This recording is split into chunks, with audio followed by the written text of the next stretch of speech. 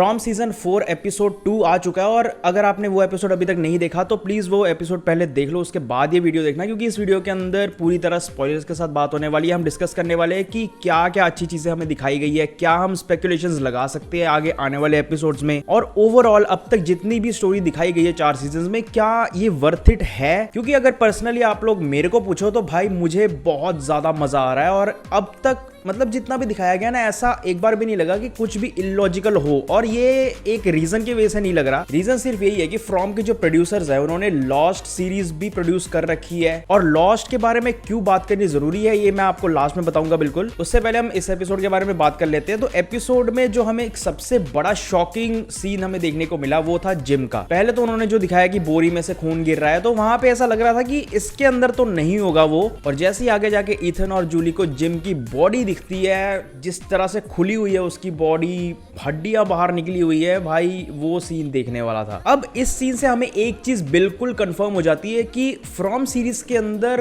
कौन कब मरेगा ये आप प्रेडिक्ट नहीं कर सकते, क्योंकि यार जिम जैसा इंपॉर्टेंट कैरेक्टर जिसने सीजन 1 और 2 में मतलब एक तरह से वो मेन कैरेक्टर ही था। हम आज बॉयड को जिस तरह का कैरेक्टर मान रहे हैं, मतलब इतना टॉप वाला कैरेक्टर मान रहे हैं, और जिम वैसा ही एक कैरेक्टर पहले से ही है। और जिम की डेथ इतनी जल्दी दिखा देना, एक्चुअल में जल्दी तो नहीं है, चौथे सीजन का दूसरा एपिसोड है, लेकिन एज कैरेक्टर कि वो कैरेक्टर कितना इंपॉर्टेंट था, ऐसा लगता है कि उसको जल्दी मार दिया गया। अब इस सीरीज के अंदर और ज्यादा रेइनकार्नेशन वाली चीज ना ही हो तो ज्यादा अच्छी रहेगी, क्योंकि वो फिर बहुत ही स्टूपिड चीज लगेगी, और अगर आपने इस कैरेक्टर को मार दिया है तो मरे ही रहने दो भाई, वो स्टोरी के लिए बहुत अच्छा रहेगा। एक और चीज मैंने नोटिस की, जो मैन इन येलो लड़की बन के घूम रहा है, सोफिया बन के घूम रहा है, उसको कोई फर्क ही नहीं है कौन क्या कर रहा है, वो अपने मर्जी से कुछ भी कर सकता है इस टाइम। और वो बंदा इतना ज्यादा पावरफुल है, आपने पहले एपिसोड के अंदर नोटिस किया होगा कि वो टेलिस्मैन को ऐसे हाथ से छू ले रहा है जिससे सारे भागते हैं। तो उससे एक बात तो क्लियर हो जाती है कि जो मैन इन येलो है उसका कोई तो बहुत दूर का लिंक है इन सब लोगों से जो रात को निकलते हैं, और वो कुछ एक अलग सी एंटिटी है जिसका अभी तक स्टार्टिंग का भी कुछ भी नहीं बताया गया हमें। और जिस तरीके से फ्रॉम के एपिसोड्स चलते हैं, धीरे धीरे करके वो लोग बिल्डअप करते हैं सारा, और एक एंड में एक ट्विस्ट डाल देते हैं, और अगर यही वाला पैटर्न वो लोग फॉलो करें तो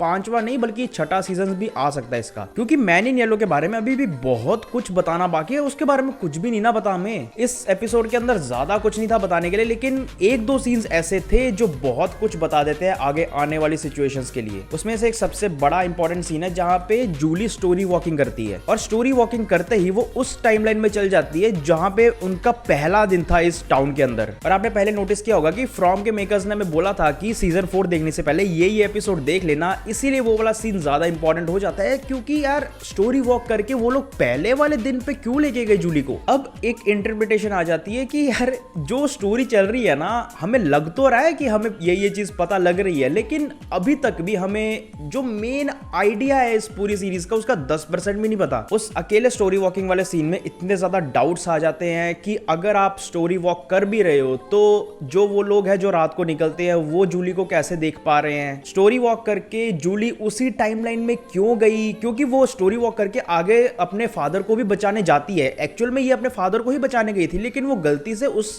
पहले दिन पे पहुंच गई। एंड आगे एंडिंग में जाके हमें एक ऐसा सीन दिखता है जिसे देख के आई वाज लाइक, मतलब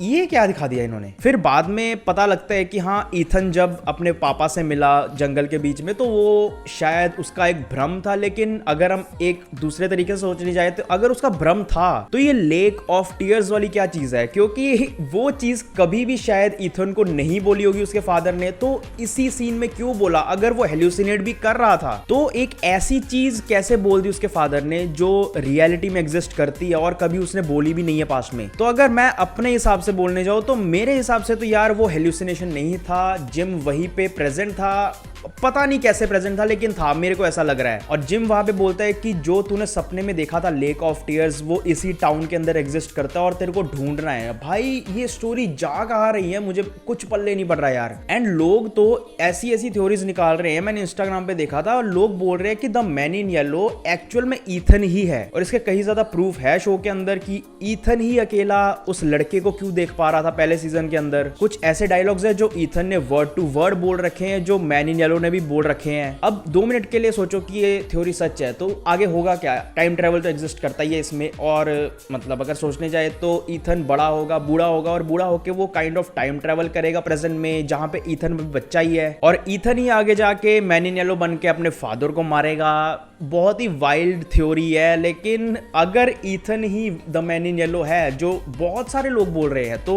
यही सच हो सकता है। मैं इस थ्योरी को नहीं मान रहा कि ईथन ही द मैन इन येलो है। उसका एक बहुत बड़ा रीजन है कि अगर the man in yellow Ethan ही आगे जाके बनेगा तो इसका क्या मतलब है कि द मैन इन येलो आज से 50-60 साल बाद भी एग्जिस्ट करता है, और क्या ये जो सिचुएशन है ये 50-60 साल तक चलती ही रहेगी, और उसके बाद भी जब वो टाइम ट्रेवल करके वापस आएगा, मतलब सोच ही रहे हैं कि टाइम ट्रेवल करके वो प्रेजेंट पे वापस आएगा, मतलब अपने फादर वाले टाइमलाइन पे आएगा और सब कुछ यहाँ पे कांड करेगा। लेकिन मेन बात ये सोचने वाली है कि अगर ये सीरीज 6-7 सीजन भी खींच ले ये लोग तो भी इतना ज्यादा कैसे दिखाएंगे? मैंने स्टार्टिंग में बोला ना कि लॉस्ट सीरीज की बात करनी जरूरी है। अगर इतने बड़े शो के प्रोड्यूसर्स एक शो को बना रहे हैं और अभी तक भी बहुत मेन चीजें नहीं दिखाई गई, लाइक बहुत सारी चीजें हैं यार। ईथन को वो लड़का क्यों दिख रहा है, बॉयड को उन्होंने क्यों नहीं मारा, और रैंडल को उन्होंने क्यों नहीं मारा? तो भाई इतनी सारी चीजें हैं ना अभी जो मिस्ट्री की मिस्ट्री ही है, तो इसको बताते हुए भी